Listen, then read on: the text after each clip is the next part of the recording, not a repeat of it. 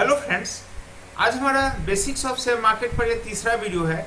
इसमें मैं आप लोगों को कुछ ट्रिक के बारे में बताऊंगा जिससे कि आप मार्केट को प्रेडिक्ट कर पाएंगे कि मार्केट का मूवमेंट क्या हो सकता है। लेकिन यह आपको करना है प्रॉपर स्टॉप लॉस के साथ, कि अगर यह उल्टा पड़ता है तो आपको ज़्यादा नुकसान न उठाना पड़े। मान के चलिए यह 10 में से 7 बार आपको सही काम करेगा, लेकिन अगर यह उल्टा काम करता है तो स्टॉप लॉस में आप निकल जाएंगे, आपको ज़्यादा लॉस नहीं फेस करना पड़ेगा। शुरू करते हैं आज का वीडियो। सबसे पहला जो हमारा ट्रिक है, कुछ सिचुएशंस हैं, अगर आप उसको मॉनिटर करते हैं तो मार्केट का क्या ट्रेंड बनता है वो आज हम लोग जानेंगे।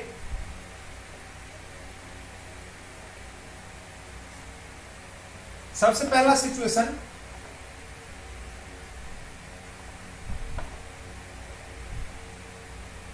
Day open and high is same. ठीक है, if day open and high same, अगर जो बाजार खुलता है और हाई दोनों सेम है, मान लेते हैं कि 18,000 ही ओपन है एंड जो हाई लगा है खुलते ही, यह मैं बात कर रहा हूं खुलते ही, मार्केट ओपन हुआ और यहां पे इससे अच्छा लिखना होगा कि मार्केट ओपन,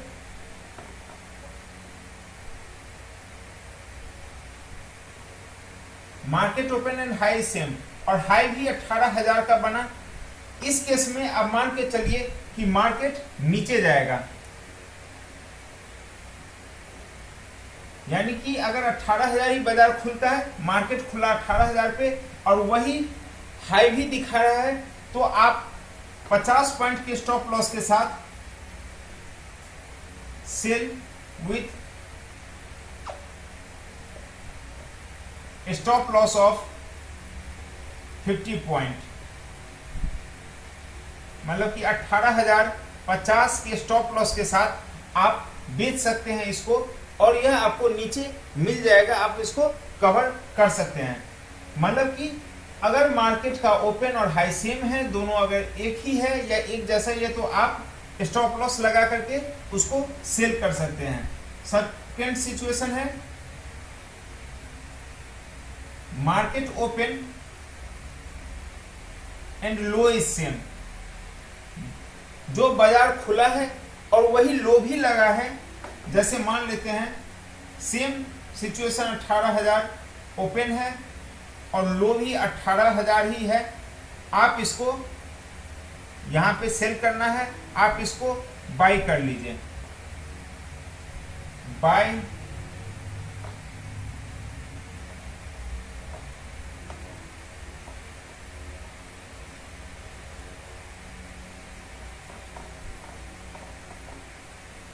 अगर मार्केट का ओपन 18,000 है, लो भी 18,000 है, दोनों अगर सेम है, तो आप उसको स्टॉप लॉस 50 पॉइंट यानी कि 17,950, अगर वहां से भी टूटता है और तो 17,950 पे आपका कट जाए, लेकिन वहां से अगर बढ़ता है तो आप उसमें प्रॉफिट बुक कर सकते हैं।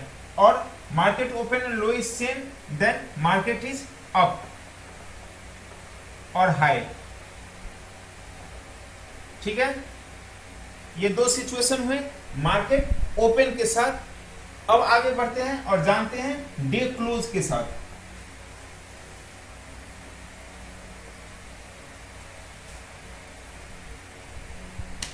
Third is day close and high same. मान लेते हैं कि 18,200 पे बाजार बंद हुआ है, क्लोज हुआ है, और हाई जो उस दिन का लगा है वह भी 18,200 ही लगा है। ठीक है, तो इस केस में आप नॉर्मली आपको इसमें पोजीशन नहीं लेना चाहिए, क्योंकि वो क्लोजिंग की बात यहाँ पे हो रही है। अगले दिन मार्केट क्या खुलेगा या नहीं खुलेगा उसका आप रिस्क ना ले तो ज़्यादा अच्छा है। यह बस एक सिचुएशन में बता रहा हूं कि अगर ऐसा होता है तो मैक्सिमम केस में बाजार क्या होगा, क्योंकि 18,200 का हाई लगा है और 18,200 ही क्लोज हुआ है। दैट मीन्स कि बाजार में कुछ पैनिक आया है और मार्केट में लोग कवर कर रहे हैं अपने पोजीशन को, और बाइंग अभी भी कंटिन्यू है, जो कि हो सकता है अगले दिन भी जारी रहे, कंटिन्यू रहे। तो यह मान के चल सकते हैं कि अगर डे क्लोज और हाई अगर दोनों सेम है तो नेक्स्ट डे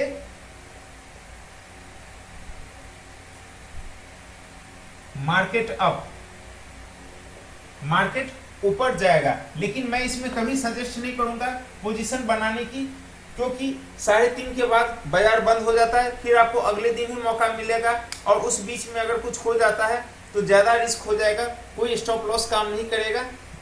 इसलिए अगर आप इसमें काम करना चाहते हैं तो आप डे ओपन या मार्केट ओपन और high and market open and लो के साथ कोई कॉम्बिनेशन बना सकते हैं। इससे आप बच के रहिए, इससे आप बस एक प्रेडिक्शन लगा सकते हैं कि अगले दिन का बाजार क्या खुलेगा। And the last is day close and low is same.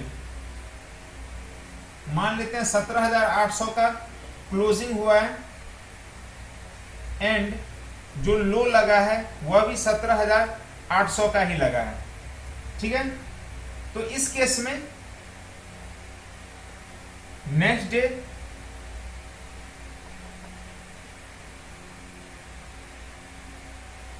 Market down, market के गिरने के चांस बन जाते हैं, बढ़ जाते हैं, क्योंकि इसमें भी वही कुछ पैनिक का सिचुएशन है कि मार्केट गिरते जा रहा है, गिरते जा रहा है, लो भी बनाया और वहीं पे क्लोज भी हो गया, 3:30 बज गया।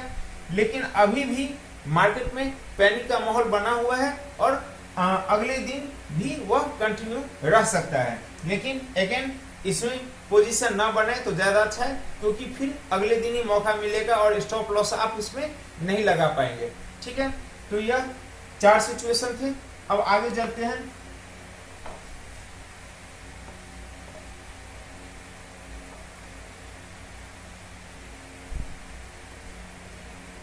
Next is according to open interest, ठीक है।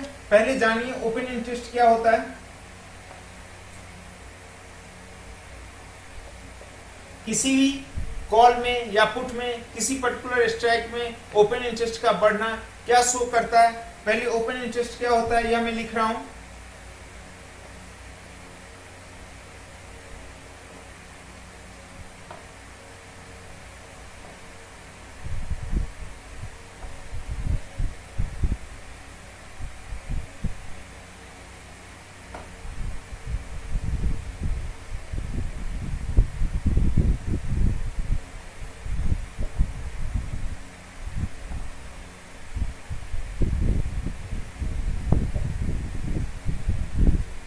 Open interest is the total number of outstanding contracts that have not been settled, ठीक है। मतलब कि जो अभी तक सेटल नहीं हुए हैं, मतलब कि जो खरीदा हुआ है वो खरीदा हुआ रखा हुआ है, जिसने बेचा हुआ है वो बेचा हुआ रखा हुआ है, ठीक है, और वो अभी तक सेटल नहीं हुए हैं।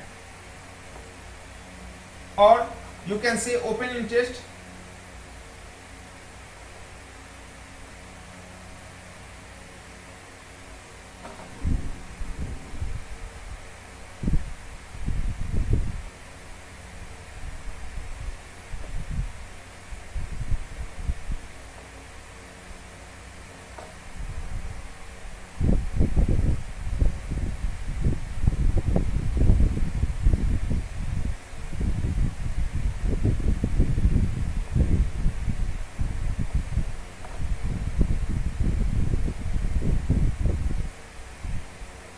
or open interest is a number that tells you how many contracts are currently outstanding or open in the market, ठीक है। तो यह ओपन इंटरेस्ट की परिभाषा आपने जान ली। अब आगे चलते हैं और जानते हैं इसको एक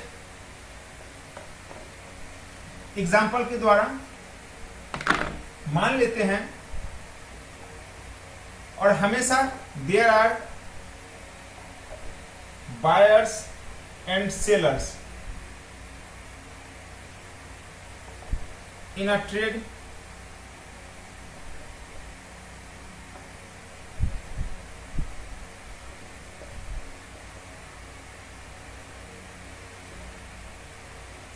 किसी ट्रेड के 2 साइड होते हैं, कोई बेच रहा है मतलब कोई खरीद रहा है, कोई खरीद रहा है मतलब कोई बेच रहा है, ठीक है। तो एक बायर होगा एक सेलर होगा। अब फॉर एग्जांपल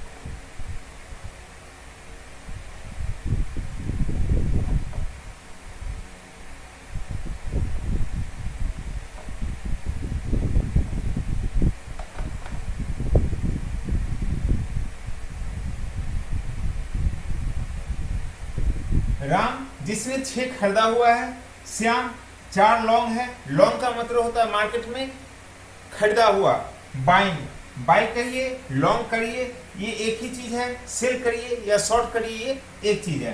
राम ने 6 क्वांटिटी खरीदा है, श्याम ने 4 क्वांटिटी खरीदा है, मोहन ने 10 क्वांटिटी खरीदा है। तो कॉन्ट्रैक्ट जो आउटस्टैंडिंग है वह कहा जाएगा कि 10, यानी कि ओपन इंटरेस्ट जो है वो हो गया 10। तो इस तरह से हम लोगों ने जाना ओपन इंटरेस्ट। अब इसका क्या प्रभाव पड़ता है मार्केट पे वह जानते हैं कि अगर पुट में बढ़ता है ओपन इंटरेस्ट तो उसका क्या मतलब होता है, कॉल में बढ़ता है तो उसका क्या मतलब होता है। सिचुएशन 1,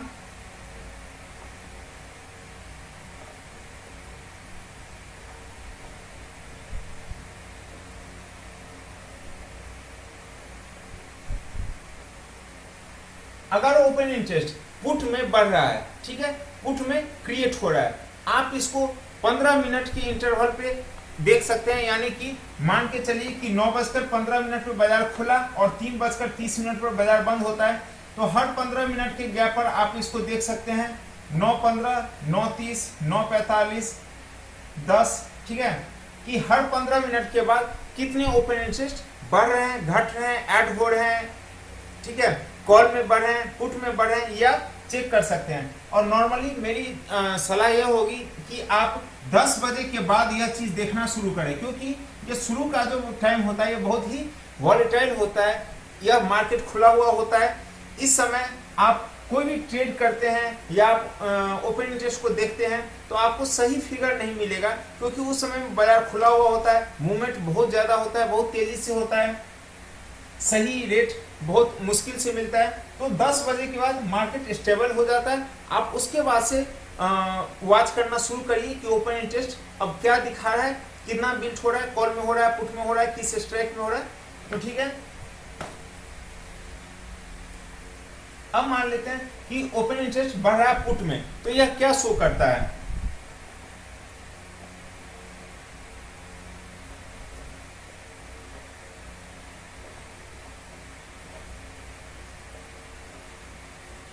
यहां पे 90% लोग जो होते हैं वह कंफ्यूज हो जाते हैं और वह पोजीशन नीचे का बना लेते हैं। लोग यह समझ रहे हैं कि पुट में जो है ओपन इंटरेस्ट क्रिएट हो रहा है, पोजीशन बिल्ड हो रहा है, लेकिन और यह क्यों होता है, पुट में पोजीशन कभी भी क्यों बनेगा, पुट में बाइंग क्यों होगा, क्योंकि मार्केट नीचे जाएगा तब उसमें पैसा आएगा। लोग यह सोचेंगे कि पुट में कंटिन्यू ओपन इंटरेस्ट, मान लेते हैं पहले 1 लाख था, 1.25 लाख हुआ, 1.5 लाख, 2 लाख, 2.5 लाख, बढ़े जा रहा है, बढ़े जा रहा है। इसका मतलब कि लोग पुट बाय कर रहे हैं, इसका मतलब कि बाजार नीचे जाने का चांस है, लेकिन ऐसा नहीं होता है। 10 में से 7 बार कम से कम, या हो सकता है उससे अधिक बार भी, आप मान के चलिए बाजार ऊपर जाएगा। उसका लॉजिक क्या है,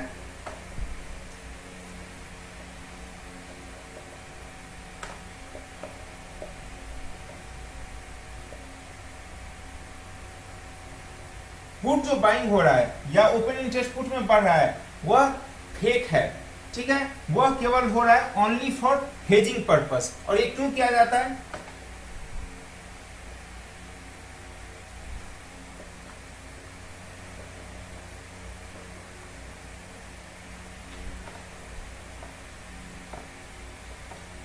सबसे पहले ही मैंने बताया था आप लोग को अंडरलाइन के बारे में, फ्यूचर। तो पीपल क्या कर रहे हैं, वो बाय कर रहे हैं फ्यूचर को। मान लेते हैं कि 18,000, पहले मैं इसको रफ कर देता हूं तो स्पेस क्रिएट हो जाएगा।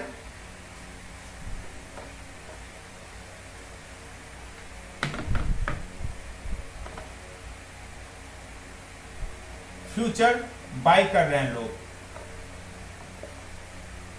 फ्यूचर मान लेते हैं कि 18,000 चल रहा है, 18,000 उन्होंने प्लस किया, खरीदा, लॉन्ग किया, लॉन्ग बाय। लेकिन इसको हेज करने के लिए मार्केट में कभी भी 100% की कोई गारंटी नहीं है। कोई भी आदमी अगर आपसे यह कहता है कि मार्केट यहां से नीचे ही जाएगा या मार्केट ही ऊपर ही जाएगा, वह गलत कह रहा है, झूठ कह रहा है, ठीक है। मार्केट में कोई भी गारंटी के साथ यह नहीं कह सकता है। हाँ, मार्केट को आप कुछ रूल्स के साथ प्रेडिक्ट कर सकते हैं, स्टॉप लॉस फॉलो करके आप पोजीशन क्रिएट कर सकते हैं।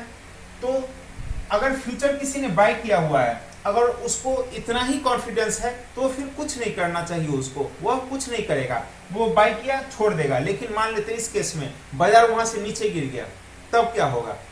Unlimited loss. मान लेते हैं 18,000 से गिर के बाजार 17, 16, 15 जहां पे आएगा उसको उतना पैसा लेगा, क्योंकि उसने फ्यूचर को बाई करके रखा हुआ है। इसी के लिए आदमी क्या कर रहा है, पुट को खरीद रहा है।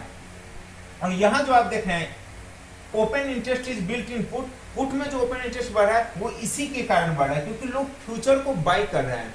लोग बाजार ऊपर देख रहे हैं, वो बाजार ऊपर ले जाना चाहते हैं, बाजार को ऊपर चुकी वो देख रहे हैं, लेकिन वो कुछ हेज भी करके रखना चाहते हैं। इसलिए वो क्या कर रहे हैं कि पुट 18,000 को उन्होंने खरीद लिया, जो भी उसका रेट है 100, 125 के रेट में उन्होंने खरीद लिया। अब मान लेते हैं कि 500 पॉइंट यहां से बाजार बढ़ गया, ठीक है, मार्केट अप बाय 500 पॉइंट। उस केस में क्या होगा, इन्होंने जो 18,000 खरीदा है यहां पे उनको प्रॉफिट हो जाएगा 500 रुपए का, ठीक है। और जब 18,500 आ जाएगा बाजार, मतलब कि मार्केट अप बाय 100 पॉइंट, तो न्यू जो फ्यूचर है वो कितना हो जाएगा 18,500। इस केस में यह जो पुट है यह 100 रुपया 125 रुपया जो चल रहा था यह पूरा का पूरा भी खत्म नहीं होगा। इसमें मान लेते हैं कि केवल यह 25 रुपया इसका वैल्यू रह गया, तो यहां पे उनको केवल 100 रुपए का नुकसान हुआ। मान लेते हैं इसका रेट 125 रुपया था, ठीक है, 125 रुपए का रेट था, उन्होंने 125 रुपया इसमें पे कर दिया और 25 रुपया उनको फिर भी यहाँ पे मिल गया, यानी कि रेट पूरा नहीं खत्म होगा, कुछ रेट फिर भी रहेगा। तो 25 ही रुपये यहाँ पे रेट रहा, यहाँ पे उनको 100 रुपये का नुकसान हो गया, लेकिन यहाँ पे उनको पूरे के पूरे 500 रुपये का प्रॉफिट हुआ। तो नेट प्रॉफिट हो गया उनका 500 माइनस 100 रुपीज 400, यह नेट प्रॉफिट हो गया। तो इससे आप लोग समझ गए कि अगर ओपन इंटरेस्ट पुट में बढ़ रहा है, पुट में क्रिएट हो रहा है, कंटिन्यू बढ़े जा रहा है, तो आप मान के चलिए कि यह बाजार ऊपर जाने वाला है। और ऊपर क्यों जाएगा, क्योंकि लोग फ्यूचर बाय कर रहे हैं, और फ्यूचर बाय कर रहे हैं वह इसलिए कर रहे हैं क्योंकि उनको बाजार ऊपर लग रहा है, और चूंकि वह रिस्क पूरा नहीं लेना चाहते हैं तो वो क्या करते हैं कि पुट को भी साथ में खरीद लेते हैं। अब अगर मान लेते हैं कि बाजार, अब हम आपको दूसरा एग्जाम्पल समझाते हैं इसी के थ्रू, कि अगर बाजार नीचे चला जाता है तब क्या होगा।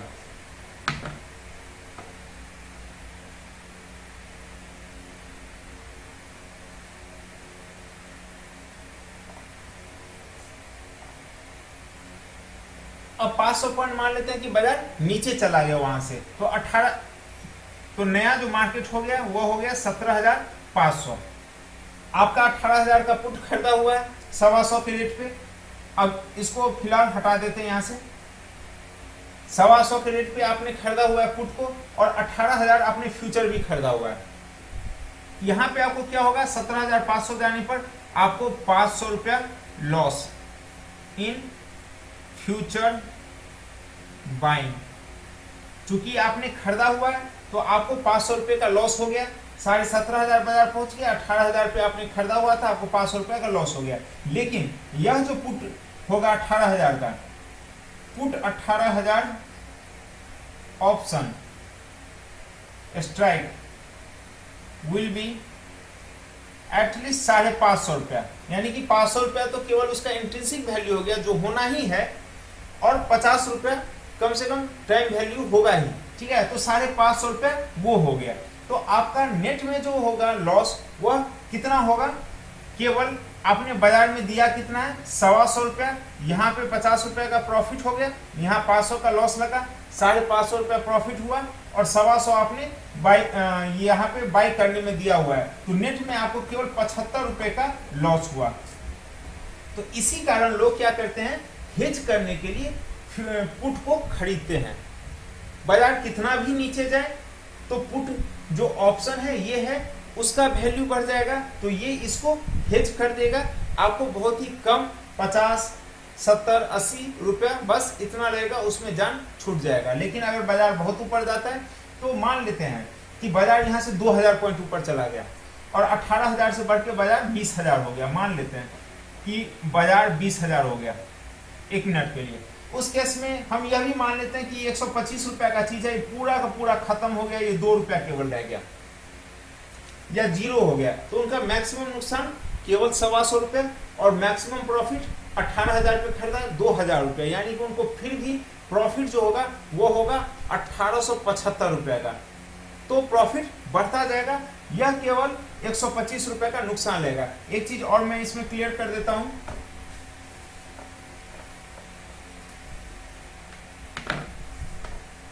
अगर आप कुछ खरीदते हैं और बेचते हैं तो उसमें मैक्सिमम प्रॉफिट लॉस क्या है? व्हेन यू बाय एनीथिंग, जब आप कुछ भी खरीदते हैं मान लेते हैं, तो maximum loss will be only premium पे इन market.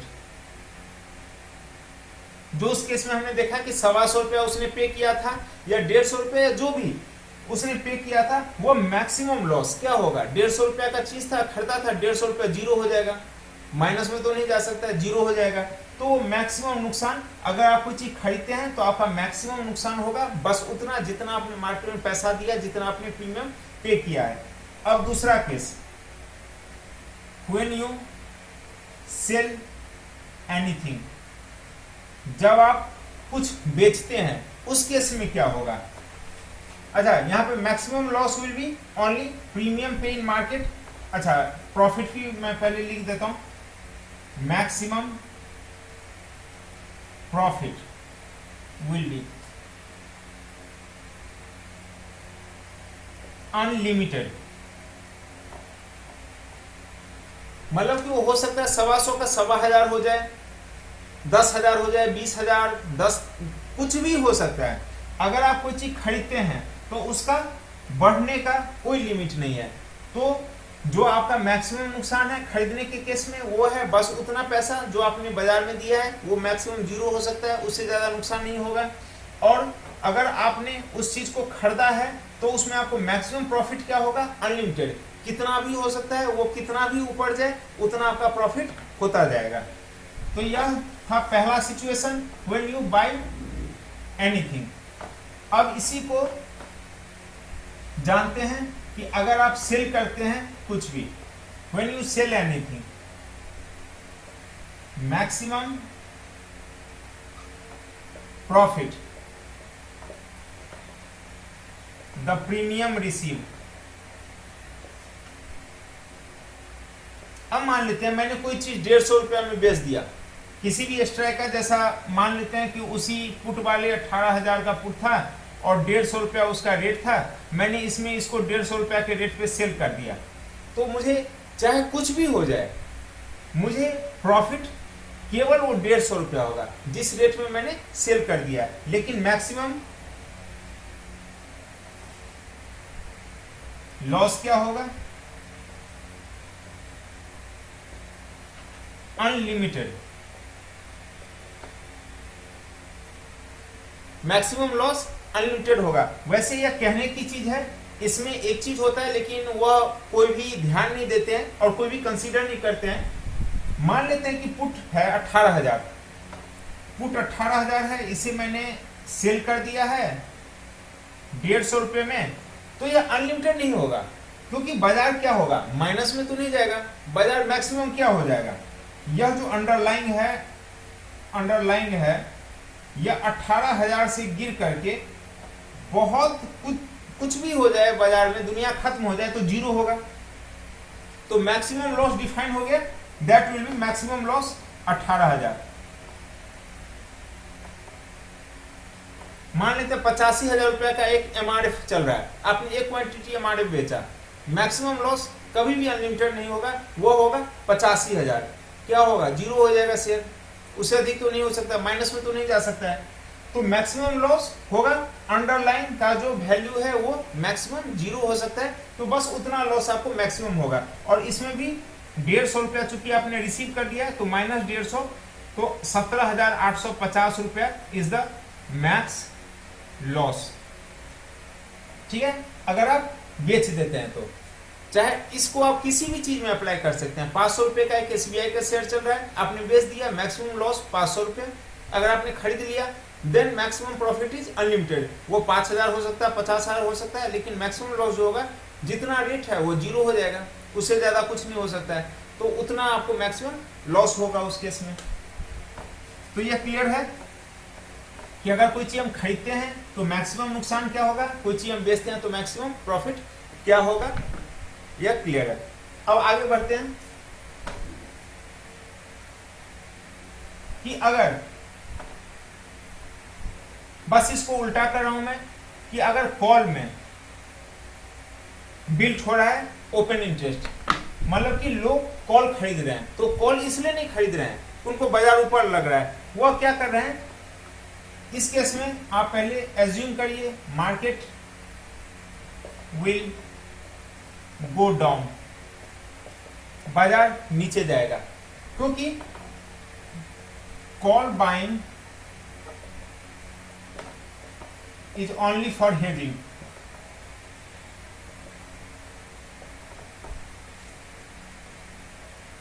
People are selling future, अब फ्यूचर सेल कर रहे हैं, ठीक है, लेकिन खुला तो नहीं कर सकते हैं क्योंकि कोई गारंटी नहीं है बाजार का, तो क्या करते हैं कि कॉल खरीद लेते हैं, बाय कॉल। अब मानते हैं कि उन्होंने फ्यूचर सेल किया है और कॉल खरीद लिया है। अब फ्यूचर सेल किया 18,000 के लेवल पे, और जो 18,000 का जो कॉल था वो उन्होंने सेम वही रेट ले लेते हैं, 150 रुपया में खरीद लिया है, ठीक है। अब बाजार यहां से बहुत नीचे चला जाता है, 16,000 बाजार हो जाता है, तो उन्होंने कोई चीज खरीदा है, बाय किया 150 में, यह हो गया उनका मैक्सिमम नुकसान 150 रुपया, और 2,000 रुपया 16,000 के केस में यहाँ पे 2,000 रुपया का प्रॉफिट हो गया। तो 2,000 का यहाँ प्रॉफिट हुआ, 150 रुपया का नुकसान हुआ, तो प्रॉफिट हो गया उनको 1850 रुपये का। लेकिन मान लेते हैं कि अगर बाजार ऊपर चला जाता है या बाजार बढ़ के हो जाता है 20,000, तब क्या होगा, यहाँ पे 2,000 रुपया लग जाएगा और 18,000 का कॉल भी हो जाएगा आपको लगभग 2,000 रुपया, तो इंट्रिंसिक वैल्यू है, और 50 से 100 रुपया के बीच में उसमें टाइम वैल्यू भी आ जाएगा, तो वो लगभग हो जाएगा, मान लेते हैं 2100 रुपया। तो यहाँ पे 2,000 रुपया का नुकसान है, यहाँ पे 2100 का प्रॉफिट है, 100 रुपया प्रॉफिट, और चूंकि 150 रुपया उन्होंने पे किया हुआ मार्केट में, तो यही 50-60 रुपए का उनको नुकसान में जान छूट जाएंगे। तो इसलिए लोग कॉल खरीद रहे हैं। कॉल इसलिए नहीं खरीद रहे हैं कि उनको बाजार ऊपर लग रहा है, वो चूंकि फ्यूचर बेच रहे हैं और उसको हेज कर रहे हैं, इसलिए वो कॉल खरीद रहे हैं। तो ये लॉजिक है ओपन इंटरेस्ट में, कॉल और पुट में ओपन इंटरेस्ट बढ़ने का। अगर कंटिन्यू बढ़े जा रहा है पुट में ओपन इंटरेस्ट, आप मान के चलिए बाजार ऊपर ही है। अगर कॉल में कंटिन्यू बढ़ते जा रहा है, आप मान के चलिए बाजार नीचे ही है, ठीक है। तो यह कुछ चीजें थी जिनके आधार पर आप मार्केट के सिचुएशन को, मार्केट के मूवमेंट को प्रेडिक्ट कर सकते हैं। इसके अलावा और भी टेक्निकल चीजें हैं, लेकिन जो बिगिनर्स हैं शेयर मार्केट में उनको नहीं समझ में आएंगी, तो मैंने यह बेसिक चीज आप लोग को बताई। मिलते हैं अगले वीडियो में, अभी के लिए इतना ही, तब तक के लिए थैंक यू।